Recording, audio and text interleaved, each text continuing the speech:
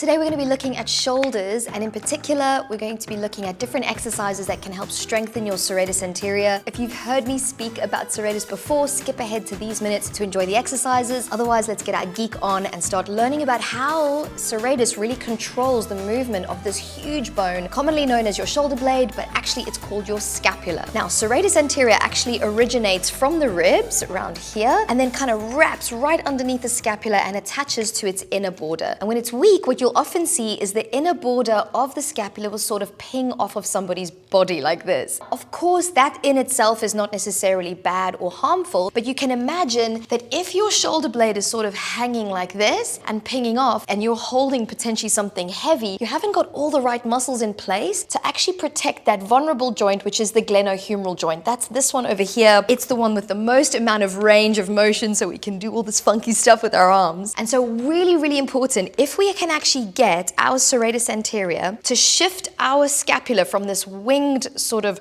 protracted and rolled forward position into what I call the Scooby-Doo, where you actually sort of think of scooping your shoulder blade underneath you. That is going to put the humerus in a much better position. It's going to get all the right muscles activating so that that glenohumeral joint, this very mobile one, is actually far safer and operating biomechanically in a much better position. Now, don't be fooled. The scooping action of the shoulder blade is actually really, really tricky to do. So what I want to show you first of all is how I use a strap to practice this movement. So we're actually going to stand up and take a stretchy band right underneath our feet, and I'm going to turn my back to show you guys kind of what we're doing is going between the right and the wrong position. So what I mean by that is here is my scapula winging. You can see that the humerus is being pulled down. There's sort of a distraction on the joint. This is actually quite painful. If I had to stay here for any length of time, I'm pretty sure my shoulders are going to start hurting. I know that in the past I used to get really sore shoulders if I carried a heavy bag. Now I want you to pay particular attention to this bottom portion of the shoulder blade, and I want you to notice how I scoop it underneath. So there it's kind of just pinging off of my ribs. Here I'm actually pulling it in towards my ribs and I'm scooping it underneath my armpit. I'll show you one more time. So there I'm collapsing.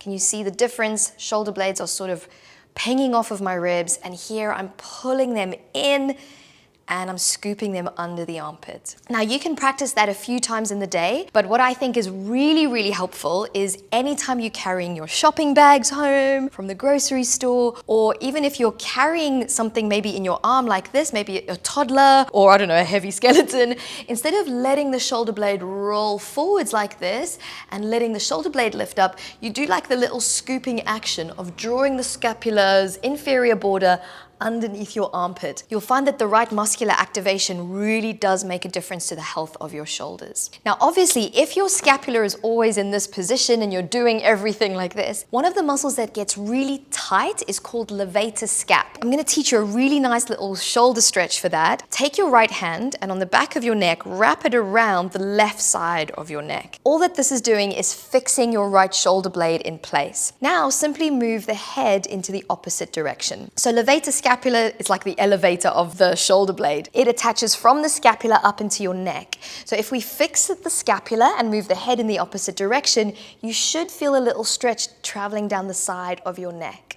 And you can also practice moving your head around so that you get even more of that muscle into a lengthened position. We can try the other side. Left hand behind your neck and wrapping around the right side. Turn, let your ear relax towards your opposite shoulder. And you might find that one side is particularly tighter than the other.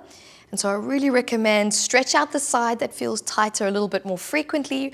Breathe into the stretch, and maybe you can even use one hand to sort of massage out any of the sticky tight bits. Now, I know a lot of you guys that are watching this channel practice yoga, so a really cool thing you can also start to do to get serratus firing is come down into all fours. And obviously we do a lot of things on our palms, from plank into push-up position, up into back bends, that sort of vinyasa position. So even here we can start working our serratus anterior. Now, the classic thing that we're often taught is protraction, retraction for serratus, and this is a really, really good exercise, guys. Honestly, if you can practice this this, it's a really big step in the right direction, but we still want to train that scooping action.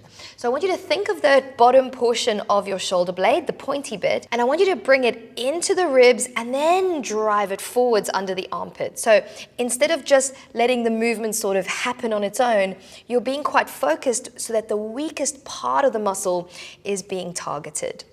Now, of course, we've got this really big muscle. Serratus is not a small muscle that only does one movement. It's really big. It goes from the top all the way to the bottom of your ribs. So we've got two other places that we can practice it. One is, of course, in a back bend. So I'm going to show you in an up dog position. If I let my shoulder blades kind of ping off my back, this is what it looks like. Whereas if I just do the scooping thing I've been teaching you, it sort of pulls them in and under.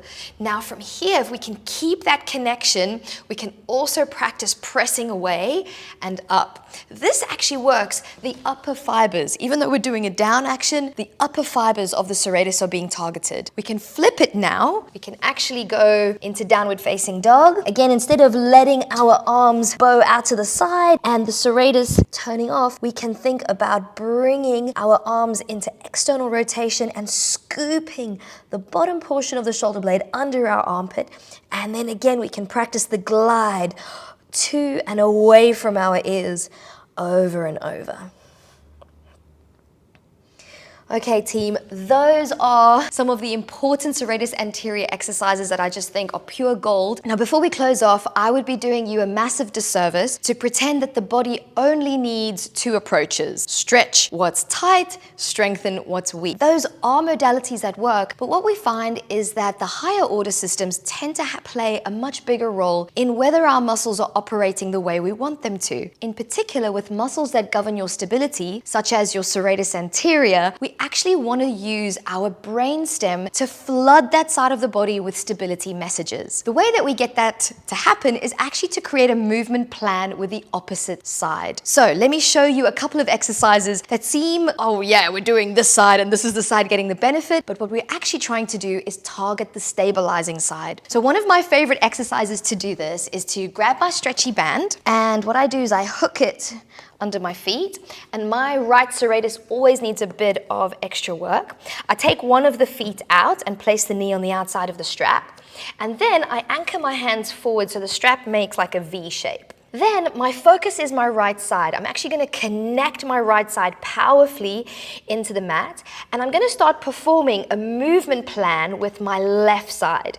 Now, although the left side is working really hard because this stretchy band is super thick and tough, actually what's benefiting from this movement plan is the right side is getting a load of stability messages from the brainstem.